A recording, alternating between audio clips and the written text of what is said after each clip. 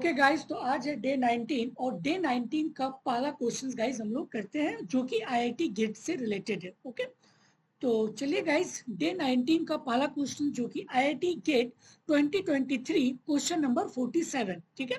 आपको guys given है कि कंसीडर अ क्लोज्ड इकोनॉमी आइसोलम model, the IS and LM equation are given. तो ये आपका आईएस इक्वेशन है और ये आपका एलएम इक्वेशन है। आईएस का मतलब गुड्स मार्केट इक्विलिब्रियम और एलएम इक्वेशन मतलब मनी मार्केट इक्विलिब्रियम, ठीक है। और यहाँ पे जो आपको सारी चीजें गिवन है, that is Y is the output, C is the consumption और I is the investment, ठीक है। और Z जो है, Z is equal to I minus, आपको गाइज यहाँ पे गिवन है, that is Z is equal to I minus expected inflation. I का मतलब नॉमिनल इंटरेस्ट रेट, ठीक है, नॉमिनल इंटरेस्ट रेट, और पाई ई का मतलब एक्सपेक्टेड इन्फ्लेशन, ठीक है। ओके, तो गाइस इसी तरह से आपके सारे वैल्यूज का मतलब यहाँ पे आपको गिवन है, ठीक है। और आपको पूछा गया है कि suppose suppose everyone in the economy suddenly expect the inflation to rise in future, ठीक है। तो सडनली क्या होता है कि अगर अगर फ्यूचर इंटरेस्ट अगर फ्यूचर इन्फ्लेशन अगर बढ़ जाए, अगर फ्यूचर इन्फ्लेशन बढ़ जाए तो हमारे इनकम इनकम पे जो है क्या फर्क होगा, ठीक है। तो वही चीज यहाँ पे आपको गिवन है कि suppose everyone in the economy suddenly expect the inflation to rise in the future assuming the LM curve remain unchanged, what will happen in the short run, ठीक है। तो शॉर्ट रन पे जो है हमारी इनकम क्या होंगे, बढ़ेंगे, अनचेंज रहेंगे, घटेंगे, या फिर सिर्फ अपवर्ड होगा या फिर डाउनवर्ड होगा, ठीक है। तो गाइस सिंपल, आपको हर चीज गिवन है, आपको आईएस कर पता है, एलएम कर मालूम है, और आपको जो है गिवन है कि जेड जेड का मतलब that is real real interest rate, ठीक है। तो जब हम लोग नॉमिनल से अगर माइनस कर देते हैं उसके इन्फ्लेशन वैल्यू को, तो हमें क्या मिलती है, रियल इंटरेस्ट रेट हमें मिलती है। तो वही चीज आपको जो है पूछा गया है कि जब अगर इन्फ्लेशन जब एक्सपेक्टेड इन्फ्लेशन जब बढ़ेंगे तो हमारे इनकम पे जो है क्या इफेक्ट होगा, ठीक है। तो गाइज आई होप कि आपको क्वेश्चन जो है समझ आई होगी, ठीक है। तो चलिए गाइज हम लोग इसका सॉल्यूशन देखते हैं। ओके, सॉल्यूशन मूव करने से पहले गाइज मैं एक चीज आपको बताना चाहूंगा कि अभी 3 कोर्स जो है 2025 के लिए लाइव है। पहला that is MA MSc foundation course, ये आपका सीयूटी आईएसआई गेट जेम सबके लिए है, ठीक है। और गाइज ये कोर्स काफी कंप्रिहेंसिव है, पूरे कंप्लीट सिलेबस है, लाइव प्लस रिकॉर्डेड लेक्चर्स है, पोर्टल एक्सेस है, मॉक टेस्ट है, फिर असाइनमेंट है, नोट्स है, और all PIQ video solution, all PIQ, ठीक है, जितने भी, और चाहे वो जेम के हैं, गेट के, सीयूटी के, आईएसआई के, डीएससी के, जेएनयू के, एसएनयू हो गए, तमाम इंस्टीट्यूट और यूनिवर्सिटी के proper video solution, comprehensive video solutions आपको मिलेंगे, ठीक है। उसी तरह से दूसरा है that is IIT GATE plus IIT JAM 2025 foundation batch, ये सिर्फ और सिर्फ फोकस्ड है आईआईटी सिलेबस पे, सिर्फ दो ही चीज पे, आईआईटी जेम और आईआईटी गेट पे। और गाइस तीसरा है that is IIT JAM plus IIT GATE question practice, ठीक है। तो गाइस इसमें आपको थ्योरेटिकल पार्ट्स पढ़ाए नहीं जाएंगे, सिर्फ आपको क्वेश्चन प्रैक्टिस कराए जाएंगे टॉपिक वाइज सारे सब्जेक्ट का।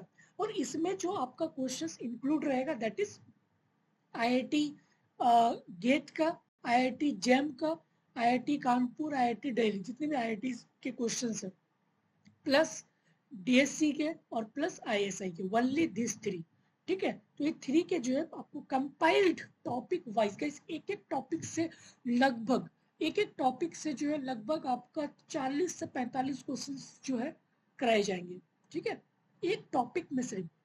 तो आप गाइस सोच सकते हो कि सारे सब्जेक्ट के आप कितने क्वेश्चंस कर लोगे, ठीक है। और गाइस ये तीनों का लिंक जो है मैं गाइस डिस्क्रिप्शन पे दे दूंगा, आप वहां से एक बार चेकआउट कर ले, ठीक है।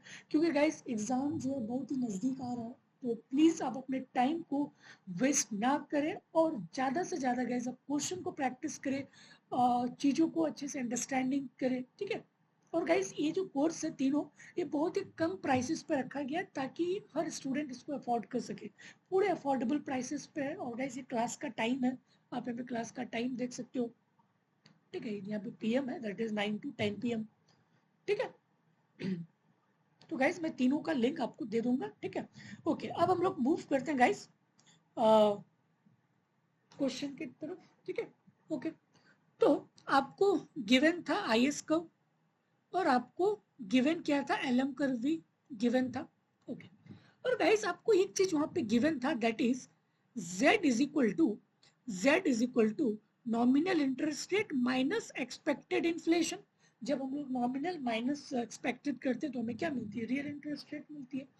तो गाइस अगर ये बढ़ेगा, this thing that is expected rate of inflation, expected rate of inflation ना, suddenly rise in the expected rate of inflation।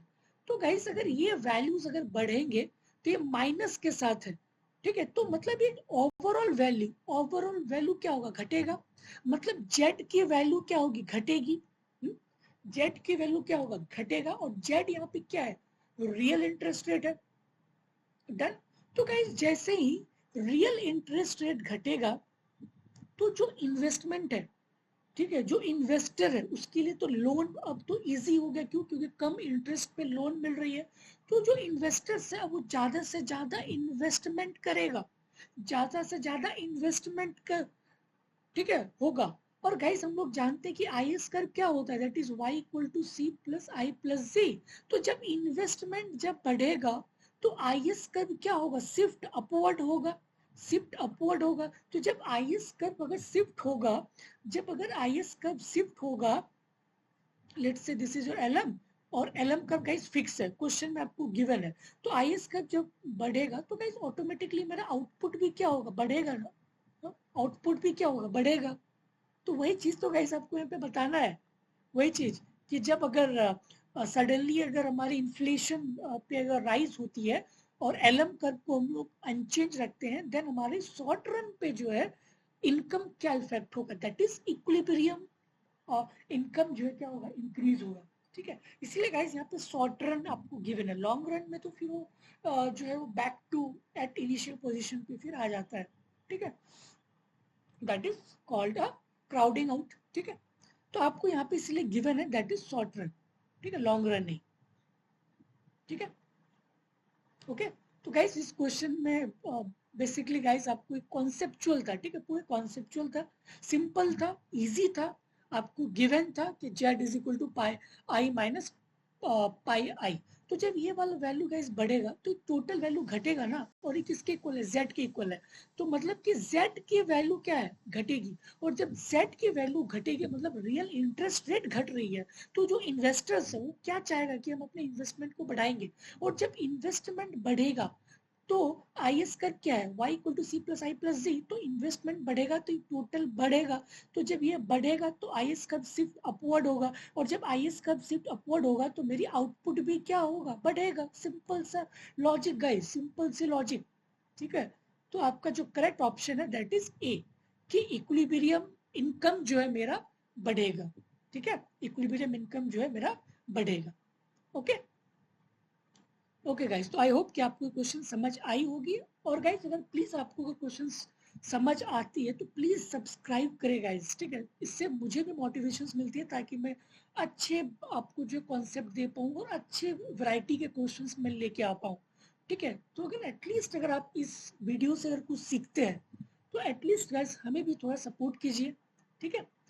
Okay, okay guys.